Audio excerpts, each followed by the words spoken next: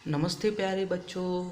जैसे कि आप सभी को मालूम है, हम पिछले कुछ दिनों से जो हमारी पहली इकाई है और उसमें का हमारा जो 9वां एकांकी है रीढ़ की हड्डी, इसके बारे में हम सविस्तर रूप से अध्ययन कर रहे हैं। और इसमें हम पिछले 3 भाग देखे हैं और आज हमारा अगला भाग है। और इसमें हम देख रहे हैं कि राम स्वरूप के यहाँ गोपाल प्रसाद और उनका बेटा और राम स्वरूप की जो बेटी है उमा, उसको देखने के लिए गोपाल प्रसाद अपने बेटे शंकर को साथ में लेकर राम स्वरूप के यहाँ आए हुए हैं। और जब आखिरकार जो उमा है वह उमा तश्तरी लेकर आती है और आने के बाद जब शंकर और शंकर के पिताजी दोनों उसकी ओर देखते हैं और देखने के बाद उन्हें चश्मा दिखाई देती है और चश्मा देखने के बाद वह दोनों ही चौंक कर चश्मा ऐसा कहते हैं। जो हमारा पन्ना नंबर है 37 पर हमने पिछली बार देखा था और जहाँ पर हम पिछली बार रुके थे वहीं से आगे आज हम रीढ़ की हड्डी नामक जो एकांकी है और इस एकांकी के बारे में हम सविस्तर रूप से अध्ययन करने वाले हैं। तो चश्मा ऐसा कर वह चौंक कर कहते हैं। अब आगे राम स्वरूप यहाँ पर कहते हैं, राम स्वरूप नहीं साहब, वह तो मैंने अर्ज किया ना। तो अब यहाँ पर राम स्वरूप कहते हैं कि नहीं साहब, वह तो मैंने अर्ज किया ना।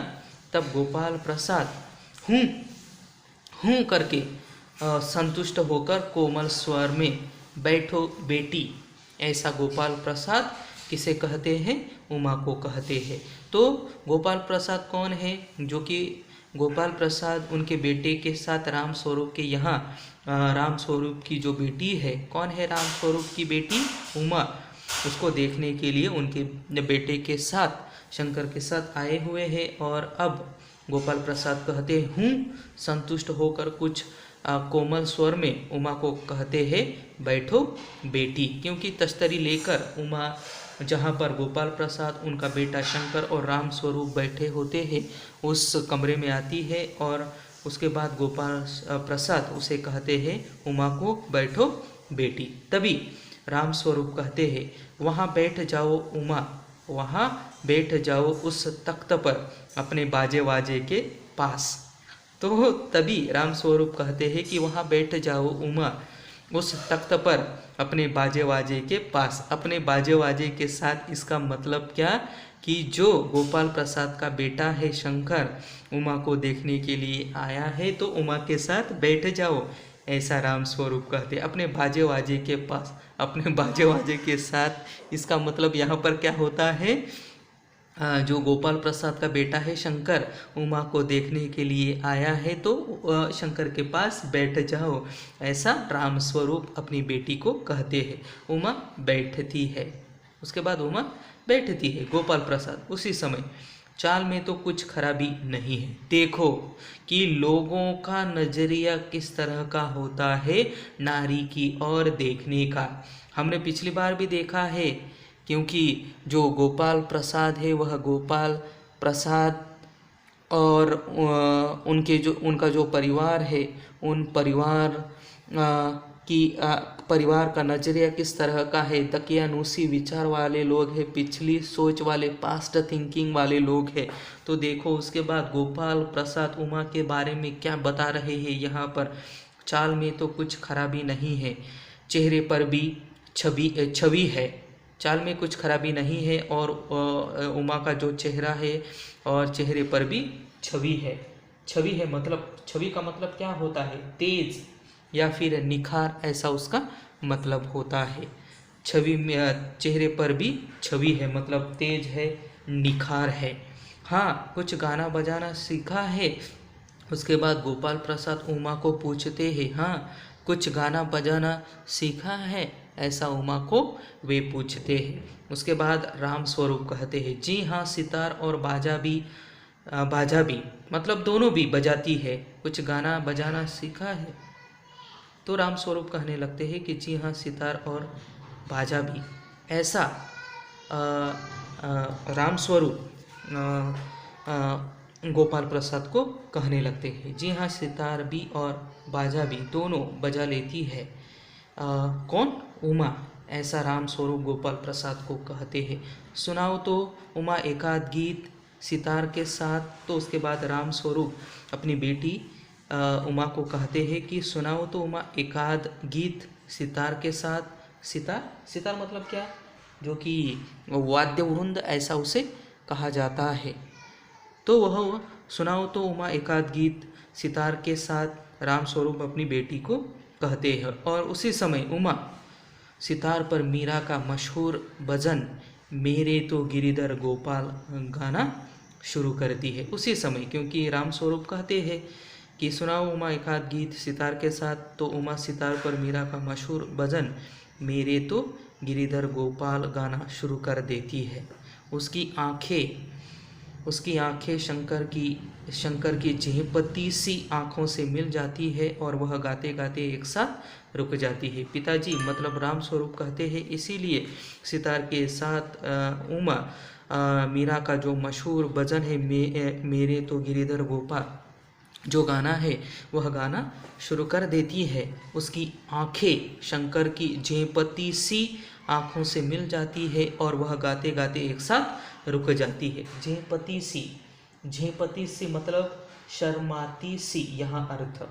झेंपती सी का मतलब क्या होता है? यहाँ पर उसका मतलब होता है शर्माती सी। तो शंकर की आँखों से मिल जाती है और इसीलिए उमा गाते गाते एक साथ रुक जाती है। तो झेंपती सी का मतलब क्या होता है? शर्माती सी, यहाँ पर। उसके बाद राम स्वरूप उमा को कहते हैं, क्यों, क्या हुआ?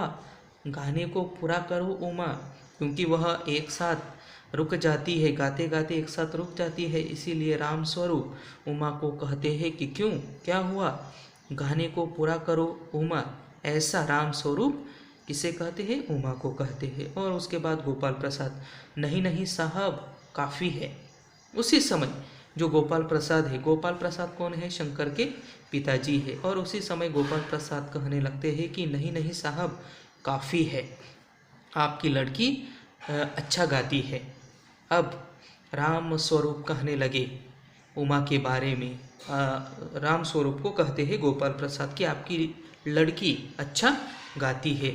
उमा सितार रखकर अंदर जाने को बढ़ती है और उसी समय ये जो उमा है वह उमा उसके हाथों में जो सितार है और उस सितार को रख कर अंदर जाने को बढ़ती है। गोपाल प्रसाद उसी समय, अभी ठहरो बेटी। और उसी समय गोपाल प्रसाद उमा को कहने लगते हैं कि अभी ठहरो बेटी। राम स्वरूप, थोड़ा और बैठी रहो उमा। और उसके बाद राम स्वरूप भी अपनी बेटी उमा को कहने लगते हैं कि थोड़ा और बैठी रहो उमा। और पिताजी कहते हैं, मतलब राम स्वरूप कहते हैं, इसलिए उमा बैठती है। गोपाल प्रसाद उमा को पूछते हैं, उमा से तुम पेंटिंग वेंटिंग भी सीखी है? अब देखो गोपाल प्रसाद कौन है? शंकर के पिताजी। और वे उमा से पूछने लगते है कि तुमने पेंटिंग वेंटिंग भी सीखी है? ये जो पेंटिंग वेंटिंग है, ड्राइंग पेंटिंग वेंटिंग है, वो पेंटिंग वेंटिंग भी सीखी है? ऐसा गोपाल प्रसाद उमा को पूछते हैं। लेकिन उमा चुप, उमा कुछ नहीं बोलती, उमा चुप बैठी रहती है। तो राम स्वरूप कहने लगते, हाँ वह तो मैं आपको बताना भूल ही गया। जी हाँ, कि पेंटिंग वेंटिंग वगैरह भी उमा करती है और यह बात मैं आपको बताना भूल गया। राम स्वरूप कहते हैं, यह जो तस्वीर टंगी हुई है कुत्ते वाली इसी ने बनाई है और वह उस दीवार पर भी। उसके बाद पेंटिंग के बारे में राम स्वरूप गोपाल प्रसाद को कहने लगे कि यह जो तस्वीर टंगी हुई है, कौन सी? कुत्ते वाली, इसी ने बनाई है और वह उस दीवार पर भी है। और वह उस दीवार पर भी टंगी हुई एक तस्वीर है, वह भी, और ये कुत्ते वाली तस्वीर भी उमा ने ही बनाई है। ऐसा राम स्वरूप गोपाल प्रसाद को कहते हैं। कुत्ते वाली ऐसा कहते हैं तो गोपाल प्रसाद, यह तो बहुत अच्छा है। गोपाल प्रसाद, यह तो बहुत अच्छा है, यह तो बहुत अच्छा है, ऐसा गोपाल प्रसाद कहते हैं। और सिलाई वगैरह है, मतलब जो सिलाई का काम है, सिलाई पुताई का जो काम है, वह काम आपको आता है कि नहीं, ऐसा गोपाल प्रसाद उमा को पूछते हैं। और उसी समय राम स्वरूप कहते हैं। उमा यहाँ अब तक एक भी शब्द यहाँ पर उमा ने उसके मुंह से नहीं निकाला है। क्यों ऐसा, कि उमा क्यों नहीं बोल रही है यहाँ पर, ऐसी क्या बात है? तो उसके बाद राम स्वरूप ही कहने लगते हैं कि सिलाई तो सारे घर की इसी के जिम्मे रहती है। मतलब जो सिलाई का जो सारा काम है घर का, इसी के जिम्मे है। इसी के जिम्मे है मतलब किसके? उमा के ही जिम्मे है। जिम्मे का मतलब क्या होता है यहाँ पर? जिम्मेदारी। जिम्मे का मतलब जिम्मेदारी, मतलब सिलाई तो सारे घर की इसी के जिम्मे रहती है। इसी के जिम्मे रहती है मतलब किसके? उमा के ही जिम्मेदारी रहती है। और घर का सारा सिलाई का जो काम है वह काम उमा ही करती है। यहाँ तक कि मेरी कमीज़ें भी, यहाँ तक कि मेरी जो कमीज़ें हैं वह कमीज़ें भी उमा ही सिल देती है। ऐसा राम स्वरूप उमा के बारे में गोपाल प्रसाद को बता रहा है। और हाँ हाँ हाँ, उसके बाद हाँ हाँ हाँ करता है। उसके बाद गोपाल प्रसाद कहते हैं ठीक है, ठीक है। थोड़ी देर के लिए रुकते हैं और उसके बाद फिर से उमा को पूछते हैं, लेकिन हाँ बेटी, तुमने कुछ इनाम बिनाम भी जीते थे? उसके बाद गोपाल प्रसाद कहते हैं ठीक है, और कुछ समय के लिए रुकते हैं। कुछ समय के लिए रुकते हैं और रुकने के बाद, लेकिन हाँ बेटी, तुमने कुछ इनाम बिनाम भी जीते थे? कि हाँ बेटी, तुमने कुछ इनाम बिनाम भी जीते थे? गोपाल प्रसाद उमा को पूछते हैं और उमा चुप। राम स्वरूप इच्छा, मतलब यह पूछते हैं कि बेटी आपने कुछ इनाम बिनाम भी जीते थे? गोपाल प्रसाद उमा को पूछते हैं, लेकिन उमा चुप, कुछ नहीं बोलती। राम स्वरूप इशारे के लिए खांसते हैं, लेकिन उमा चुप। कि राम स्वरूप उमा की ओर देखते हुए इशारे के लिए खांसते हैं, लेकिन उमा चुप है। उसी तरह गर्दन झुकाए, उसी तरह गर्दन झुकाए गोपाल प्रसाद अधीर हो उठते हैं और राम स्वरूप सकपकाते हैं, क्योंकि उमा कुछ नहीं बोलती। इसीलिए जो गोपाल प्रसाद है वह गोपाल प्रसाद क्या हो जाते हैं? अधीर हो जाते हैं। गोपाल प्रसाद अधीर हो उठते हैं और राम स्वरूप सकपकाते हैं, और राम स्वरूप भी सकपकाते हैं, क्योंकि जो उमा है वह उमा कुछ नहीं बोलती। मतलब अधीर, अधीर का मतलब क्या होता है? इनपेशेंट, ऐसा उसका मतलब होता है। जैसे कि हम मराठी में कहेंगे उतावड़ा, उतावड़ा होने, इनपेशेंट, नर्वस, अधीर, उतावड़ा। अधीर का मतलब क्या होता है मराठी में? उतावड़ा, इम्पेशेंट अंग्रेजी में। तो गोपाल प्रसाद अधीर हो उठते हैं और राम स्वरूप सकपकाते हैं। क्यों? क्योंकि बहुत बार कि जो उमा है, उमा को सवाल पूछे गए, लेकिन उमा एक शब्द भी उमा ने उसके मुंह से नहीं निकाला था। इसीलिए गोपाल प्रसाद अधीर हो उठते हैं और राम स्वरूप भी सकपकाते हैं। राम स्वरूप, जवाब दो उमा, गोपाल से जो गोपाल प्रसाद ने आपको पूछा है उसका जवाब दो उमा। राम स्वरूप कहते हैं हाँ हाँ हाँ, जरा शर्माती है। और उसके बाद राम स्वरूप उमा के बारे में कहते हैं कि जरा शर्माती है उमा। इनाम तो इसने बहुत सारे, इनाम तो इसने, इसका मतलब क्या? कि बहुत सारे जीते हैं, प्राप्त किए हैं।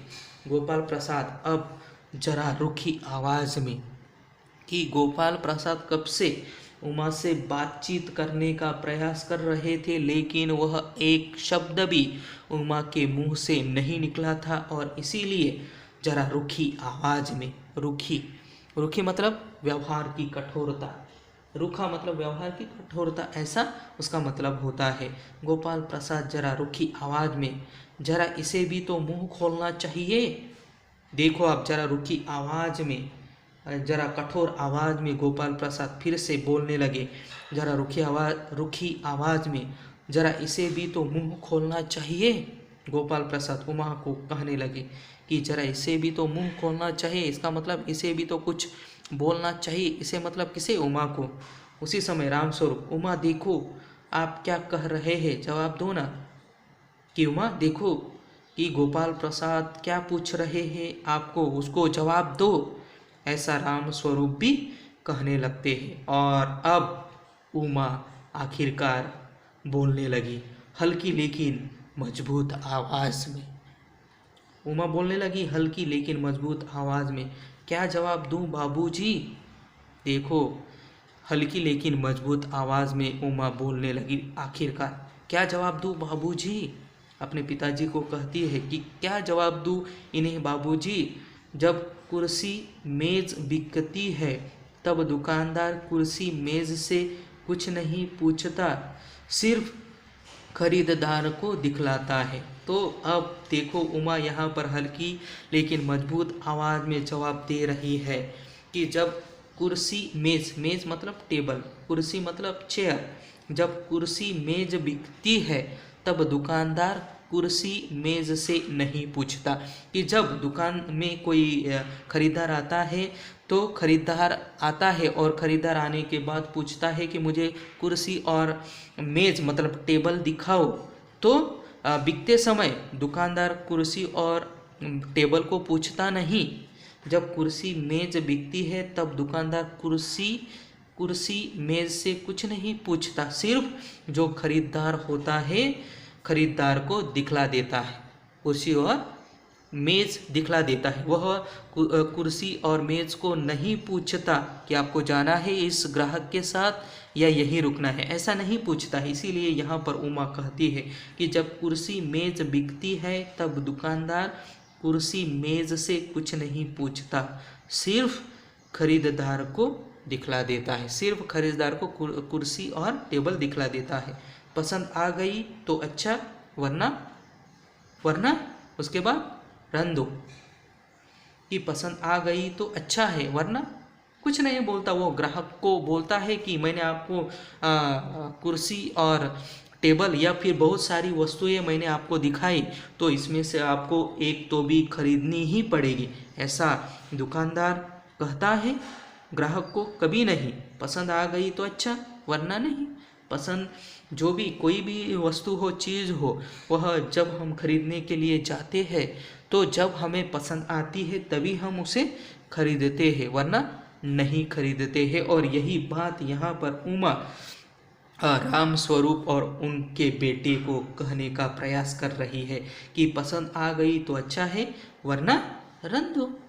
तो अब आखिरकार यहाँ पर जो उमा है वह उमा ने गोपाल प्रसाद को जवाब दे ही दिया। आखिरकार वह कब तक चुप बैठी रहती, आखिरकार उसने मुंह खोला और यह सारी बातें अब अपने पिताजी को बता रही है। अब आगे क्या हुआ कि क्या गोपाल प्रसाद और उनके बेटे शंकर और राम स्वरूप की बेटी उमा, इन दोनों के बीच ब्याह हुआ या फिर नहीं हुआ, यही हमें अगली बार देखना है। इस एकांकी का जो बचा हुआ जो भाग है, पार्ट है, उसमें हमें देखना है। आज हम यहीं पर रुकते हैं और अगर इसके बारे में आपके मन में कोई डाउट हो, कोई शंका हो, तो आप मुझे पूछ सकते हो। धन्यवाद।